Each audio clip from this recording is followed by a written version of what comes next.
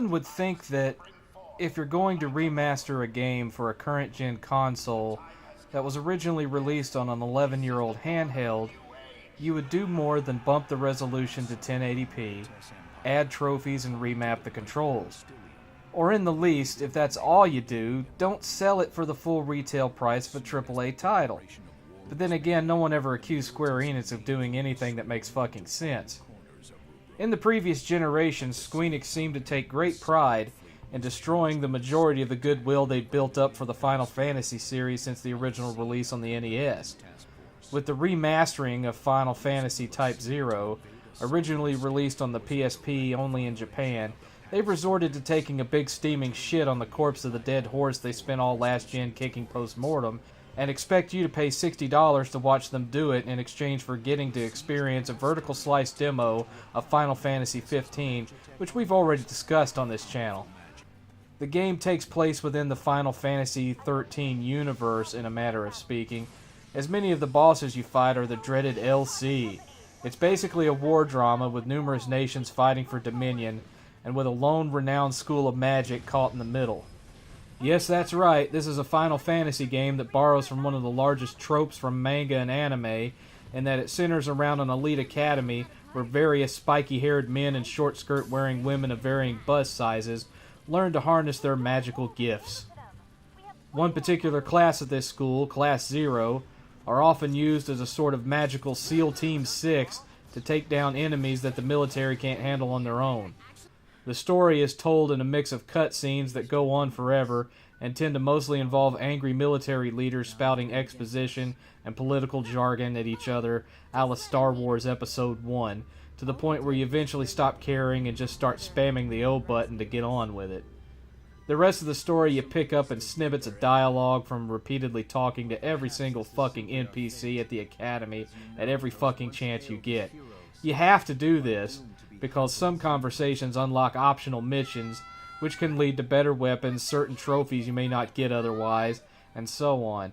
In short, the story is boring as hell right up until the last mission where everything goes to shit, but that has its own issues that we'll get to later. The graphics look exactly like what they are, a prettied up PSP game. The lip syncing is horrible, the textures are terrible, the character models have visible squared off joints like any character from a given mid-gen PS2 game, and worst of all, the game runs at 30 frames per second. Is there anyone out there that cares to offer a theory as to why a game that looks this bad isn't running at 60 frames per second?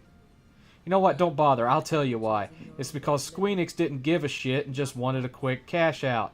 They wanted those greens, they wanted those bucks. They didn't give a shit whether or not your game was at 60 frames per second or whether they could even achieve that. They just rushed it out. Being at a school and concerning itself with one specific class, that being the aforementioned Type 0, the game centers around your ability to play as any 3 members of the dozen or so students in the class. All of them have their specific weapon and magic abilities, and their own set of stats to level up. Many players will likely choose the 3 they enjoy the most and focus on leveling them up and not bother with the rest. But they'll be in for a rude awakening when they get to that last mission of the game, which again, we'll get to shortly. Combat has a sort of Final Fantasy XII mixed with Kingdom Hearts vibe. You play as one character with 2 AI partners providing backup. You can switch between the 3 at any given time. You have 3 different types of attacks that are all mapped to face buttons. You can lock onto enemies and use the dodge button to avoid incoming attacks. There are no air combos or combo juggling as in Kingdom Hearts, so for the most part you'll just be dodging around, whittling down life bars while occasionally hitting enemies with various magic spells. If you elect to accept SP support, other students will pop onto the field with you to help out, which makes one of your 2 partners disappear, but for some reason these SP helpers have a ghostly, transparent look to them, almost like seeing the spirits of other players in the Dark Souls series. Once they're depleted and leave the field, your primary AI companion returns, so I guess it lowers your use of health replenishment by keeping one of your AI characters from taking damage for a brief time. Hurrah! Keep in mind that if you haven't been playing with the other students and leveling them up, they don't tend to last very long as SP support. Once you've defeated an enemy, you can quickly lock onto them and harness any crystals they were carrying on them. This can be a challenge to do since the button to harness the crystals is the same button used for your standard attack, so you'll often end up standing there blasting a corpse instead of harnessing its crystals, and have to unlock and relock onto it before it'll do what it's supposed to do. Mapping this to the touchpad would have eliminated this issue, but hey, that would have required actual work. There are numerous types of crystals to find. These can eventually be used in the Crystarium room to level up the various different magic spells that you've unlocked in various categories such as power, cast time, magic point cost, and so on. Later on in the game, you'll unlock numerous summons that you can call into battle. Unlike older Final Fantasy games, you gain full control of the summon, can move it around the field, and perform different attacks in real time. But also, unlike previous games, to call a summon you have to sacrifice one of your playable characters, and you don't get them back once the summon runs out of life. Not until you get back to the school and can rejuvenate them. The other option are special combo attacks where all three players combine their strength in special tactical group attacks. Once you've unlocked these and the ability to call summons, the game forces you before major missions to choose between the tactical attacks or being able to summon creatures. Due to having to sacrifice a player for summons, I mostly stuck with the tactical attacks and only used summons when it was required to move forward in the mission, like a seal blocking a doorway that only a summon can destroy. When these moments come up, I suggest you call in one of your reserve characters you can't stand or a lower powered student, sacrifice them, then switch one of your preferred characters back in once the summon has done its job. Now, I have never played the PSP original as it wasn't released in the States, but I am assuming that on the PSP you turn the camera with the trigger buttons. On the PS4 version you turn the camera with the right analog stick, but it's very fast and jerky, quickly darting left and right at the slightest flick of the stick. This is how it felt in most PSP games that use the shoulder buttons to turn the camera. So it would appear Squeenix just remapped this to the right analog stick without recalibrating it for more accurate control coming from switching from a digital shoulder button to an analog. In short, the camera fucking sucks. The blur feature they threw in when turning the camera didn't help matters either. Aside from missions, there are a couple of other play modes. One is open world, where you travel around on an open map and get into random battles for grinding and farming purposes. When you come across a random fight, the scene changes to a small boxed-in area where you simply clear out the enemies. Sometimes reinforcements appear, which are the exact same enemies you just fought, but at higher levels. This can happen a maximum of 5 battles in a row. You can choose to either keep fighting or run away, depending on how leveled up you are. The other play mode involves very basic tactical missions that take place on the world map. These work almost like a really dumbed-down form of Risk, where you take over cities, command troops from one enemy base to another, and so on. You just send your troops to the given target, and once they've destroyed the shielding, you invade the town, it switches to your usual mission-style play, you kill the commander, and then that town or base is yours. You do this until you've conquered every enemy base, and then you win. Very simple, very easy, and very boring. After completing missions, you return to the school where you can talk to NPCs, buy and sell loot, go on side missions, and attend classes that boost various stats. During this time, you have a clock that counts down how many days or hours until the next mission. It's not in real time, and once you run out of things to do, you can just walk over to the HQ room and start the mission whenever you're ready. Later in the game, you'll also unlock the Chocobo farm, where you can breed and hatch chocobos that have various abilities for use on the open world map, and you unlock the training area. In the training area, you can choose to either fight a never-ending wave of enemies that are all on the same level as you until you run out of health, or you can choose to engage in training classes with various random teachers. When you choose this option, it saves your game and goes back to the title screen. When you load the game back up the next day, your character is leveled up 3 or 4 times. The downside to it is that you can only do this with one character at a time. It doesn't provide training for all 3 characters that you currently have with you, just the one that you have selected as the active character. This seems to exhibit poor planning on Square Enix's part, since it makes it really easy to level up your characters. You play for however long you're going to play for that day, you get done, you go back to the school, you put your character in training, you come back the next morning, you've gained another 3 or 4 levels. You play the game for a while, and that character's eventually at level 99. And then you can just go and do that with all your other characters until they're all level 99.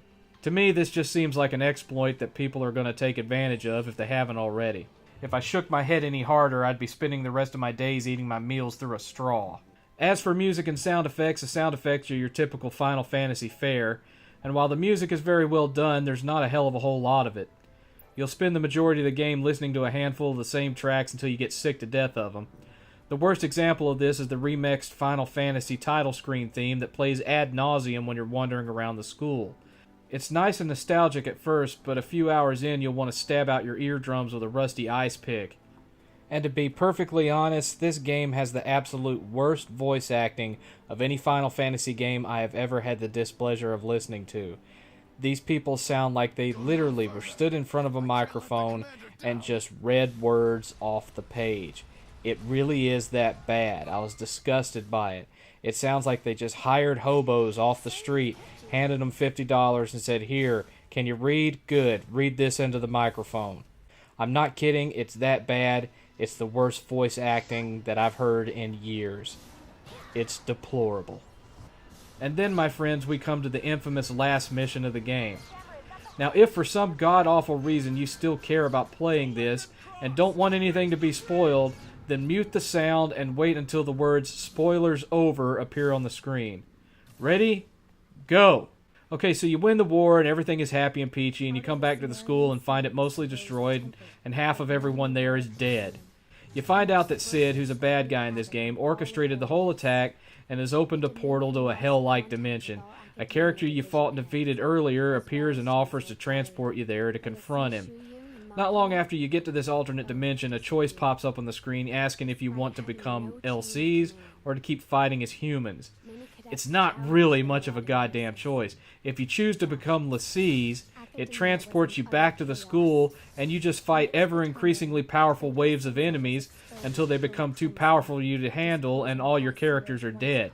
When this happens, you get a brief, shitty cutscene and then a game over screen. So I guess that's one possible ending to the game, except that there's no trophy for it, so it really ends up amounting to nothing. So there's literally no reason to choose to become an LC. None. So that leaves you one choice, which is to remain human. But you'll have to fight through various rooms in Sid's massive castle of fuck you. And here's the part I was warning you about earlier. He forces you to split your team of students into two groups. One goes through the door on the left, one goes through the door on the right. Each room has various challenges. Get to the exit without being hit, kill all the enemies using only magic attacks, and so on. And if you haven't spent a massive amount of time leveling up all your characters, you will have a hell of a time making it through this section, much less the multiple boss fights that await you once you get through it. If you've been only leveling up the 3 characters that you give a shit about, you can try splitting them up amongst the 2 groups, but it won't really help that much, so trust me on this one. If after watching this review you still want to play this game, make sure you take the time to level up all your available characters before doing the final chapter. It'll make this overly long sequence a lot more palatable. And for fuck's sake, make sure you create a save file before you go on to the final mission, and leave it untouched. That's Chapter 7. Because if you haven't leveled up enough by the time Sid destroys the school, the only way to do so is to go off grounds and repeatedly kill these giant soldier guys in never-ending waves, run back to the school, save and repeat. Trust me, I've learned this the hard way. Final Fantasy Type 0 is a quick cash grab. A PSP game that was tossed onto the current gen with no fucks given about how it would look or play, with a demo to the game most Final Fantasy fans actually want tacked on so you'd be more inclined to pay $60 for what should have been, at best, a $20 downloadable curiosity. Its greatest crime is its wasted potential. While playing it, you'll repeatedly find yourself saying, "This would have been great if," or "That would have rocked if only," over and over again. You'll find shortcomings and half-assedness that could have been easily fixed if Squeenix had just put some more thought into it. But they didn't, because all they care about is your wallet. Squeenix should hang their heads in fucking shame. Final Fantasy Type 0 HD gets a 1.5 out of 7. My brain hurts.